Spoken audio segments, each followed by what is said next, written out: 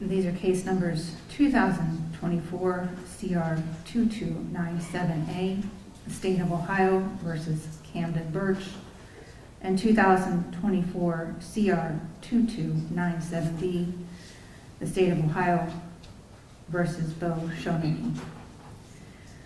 Before this proceeding begins, the court will note that a decorum order was issued by the court today for the purpose of maintaining security during all proceedings in these matters. Copies have been given to all counsel, the front screening area of the courthouse, and one has been posted on the door to this courtroom. The court expects that all individuals abide by this order. As set forth in the order, any behavior that may disrupt these proceedings will not be tolerated. Additionally, as there may be other proceedings taking place outside of this courtroom, but in the courthouse, the court orders that the decorum order applies in all areas inside of the courthouse. If there is anyone here present who believes that they will not be able to comply with these orders, please exit the courtroom and the courthouse at this time. Indictments setting forth a count of reckless homicide in violation of Revised Code Section 2903.041A(b), felony of the third degree, were filed in each of these cases on November 1st, 2024. And warrants were served upon the defendants on the same date. As the indictments were secret indictments issued by the grand jury, no bond has been set in either case. The defendants have been at the Stark County Jail since November 1st of 2024. The purpose of today's hearing is to consider a bond in each case. At this time, the court will ask all parties to identify themselves for the record and their client in the case of the defense. Kyle Stone for the state. Eugene O'Byrne, Your Honor, for Canton Birch. We'd also formally waive his appearance at the hearing today, Your Honor. Thank you. Good morning, Your Honor. Ty Graham on behalf of Officer Bo Shoneki, and I would likewise waive his appearance for today's purposes. Okay. And for the record, counsel, have you had the opportunity to discuss with your clients their rights to appear at today's hearing? We have. And they have given you the authority to waive their presence as such? Yes, they have. Very good.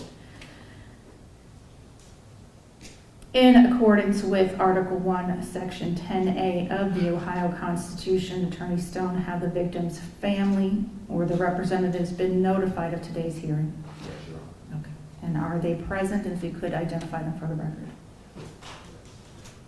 Attorney Bobby DiCello for the family of Frank Tyson, and with me, John Tyson. Thank you.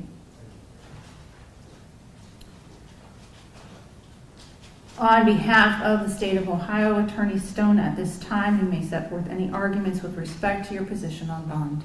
Yes, Your Honor. At this time, the state of Ohio just requests that Mr. Birch and Mr. Shoneki be given the standard bond for felony 3 crime of violence. Thank you very much. Court further finds that Article 1, Section 10A of the Ohio Constitution provides the victim's family and representatives the opportunity to be heard in any public proceeding involving release. At this time, Mr. Stone, do you know if the victim's family or representatives wish to be heard? At this time, Your Honor.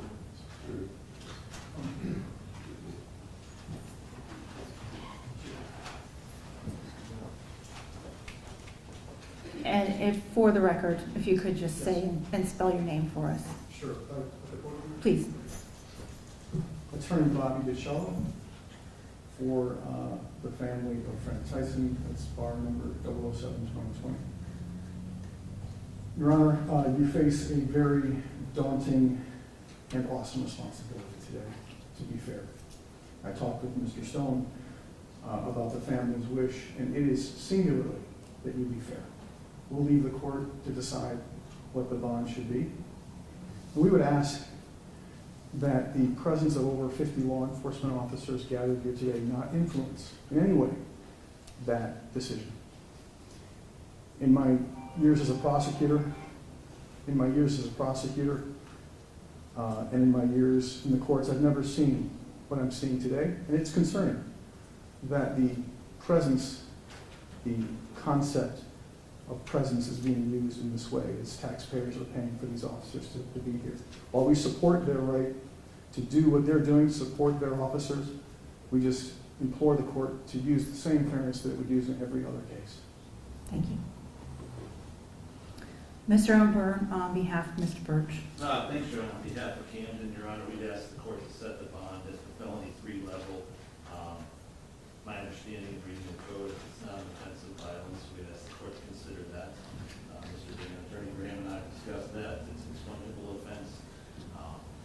And being in front of this court for a number of years, we know the court will be fair, and we would ask the court for that bond. Thanks, Your Honor. Mr. Graham, on behalf of Mr. Schoening. Your Honor, we would likewise just ask that a bond be set in accordance with the schedule. I believe that is $25,000, 10%. We really have nothing further to add at this time. Very good. Article 1, Section 9 of the Ohio Constitution provides that where a person is charged with any offense for which the person may be incarcerated, the court may determine at any time the type, amount, and conditions of bail. When determining the amount of bail, the court shall consider public safety, including the seriousness of the offense and the person's criminal record, the likelihood a person will return to court, and any other factor that the General Assembly may prescribe. Revised Code Section 2937.011 of the Ohio Revised Code provides that any financial conditions of release shall be related to public safety, the defendant's risk of non-appearance in court, the seriousness of the offense, and the previous criminal record of the defendant. In consideration of the aforementioned, the court finds that the established bond, traditional for Starr County, of $25,000 to be in accordance with those factors. The court sets the bond in each case at $25,000, 10% or cash surety. Further, should the defendants post the established bond in this case, each shall be subject to pretrial release supervision.